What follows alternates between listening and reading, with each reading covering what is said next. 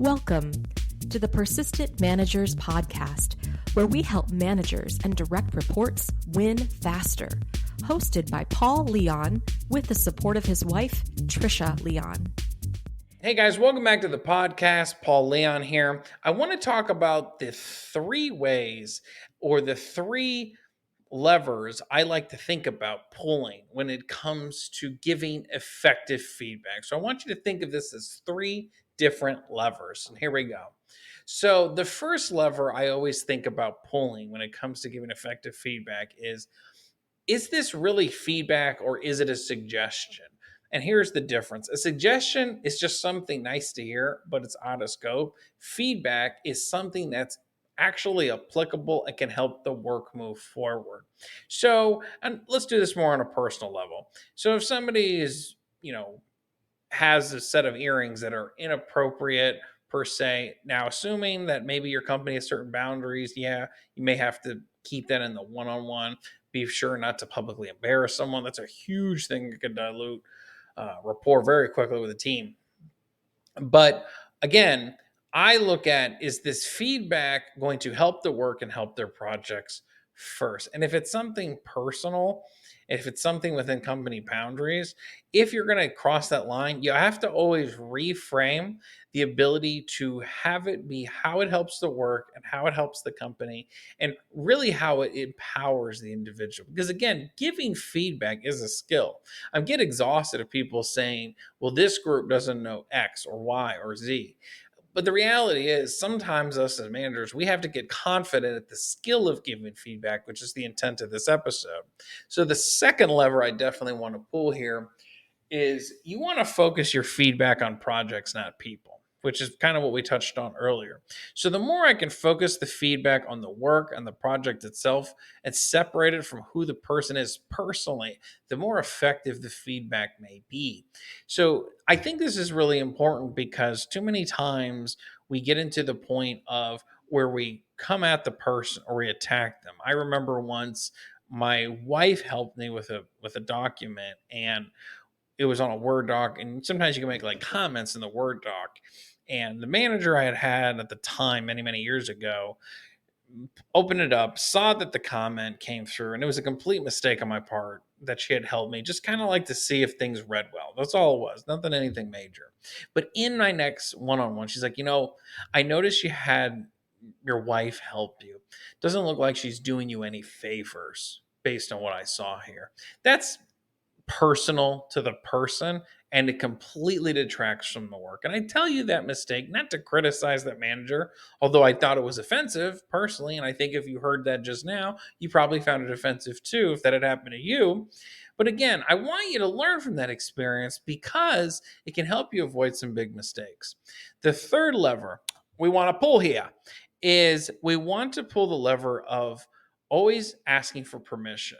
So it might sound something like this. So if you're going to give feedback and you get permission, the next thing you say will actually have more impact. So it might be, hey, Tom, may I make a recommendation?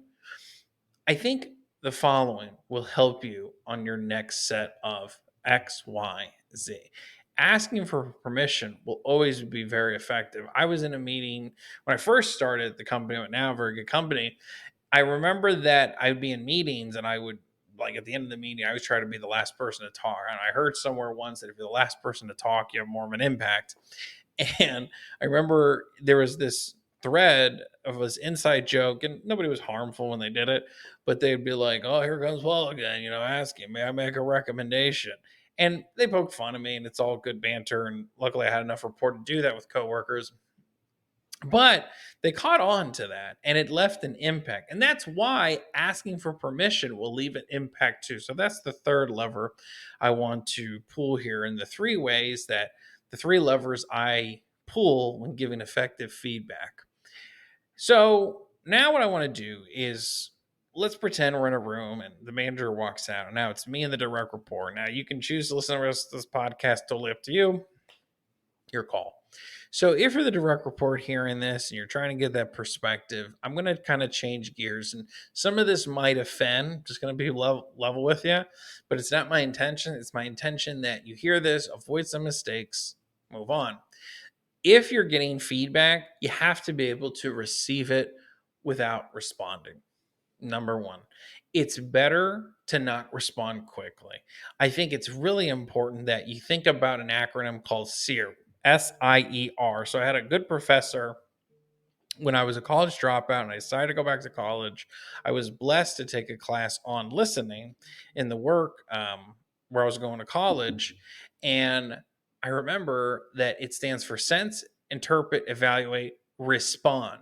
So respond is actually the last letter. And I encourage you to just go online, Google, type in SIER, listening pace by Professor Rick Bombelj, if you're bad at that, because it is a skill to be able to receive feedback too, instead of saying like, I don't like feedback because I think I'm going to be criticized. And you're right to feel that way if the criticisms are personal to who you are. However, if every single interaction of feedback becomes negative, then you're going to be looked at as the problem. And I don't think that's your intention. However, you have to be able to receive feedback. Second thing, it's important that if you are in a situation where it's toxic, you have to be able to get really good at synthesizing the feedback as it relates to the work. So if somebody says, fix your face, which I have been told, because I have sad, sunken eyes, as I've been told by some people, actually, one of my kids said that the other day. So, it's important that you be able to kind of synthesize it by simply saying, so, somebody says, fix your face. You can simply say, like, what do you mean by that? And I know that's really tough to do because personal attacks, we don't want to ask questions, but we got to get good at going, that's a pretty interesting statement. What do you mean by fix my face exactly? And I don't mean that to be intimidating, but I mean that just for you to inquire about what the message behind the message. And that's why I think that SEER acronym will work. So you have to be able to take feedback, you have to be able to receive feedback and synthesize the key information. And if it's a really bad one-on-one, let's say the feedback offended you, and even if you're successful and you want to write a nasty email or something, open up a Word doc and type out the email as if you were going to send it and go to bed. Just trust me when I say it. Go to bed. Yeah, they say in a marriage, and I've been married 10 years, you should never go to bed angry, but you're not married to your manager. It's important that you sleep on it. And then come back to it the next day with fresh eyes so you can ensure that did what they say really meant to be personal attacks, or was it really just feedback on the projects? And I think if you can keep your mind on the work and the projects and synthesize it toward that and separate the personal as a direct report, that's going to help you win too. And if you have some feedback, feel free to visit persistencemastery.com, email us, or leave a comment wherever you listen to podcasts, just so we can know how to make this podcast and the content better here at Persistent Managers. I want to thank you again very much for listening. Take care. Thanks for tuning in to the Persistent Managers podcast, which helps managers and direct reports win faster. Join our podcast newsletter for more insights to win faster, completely free.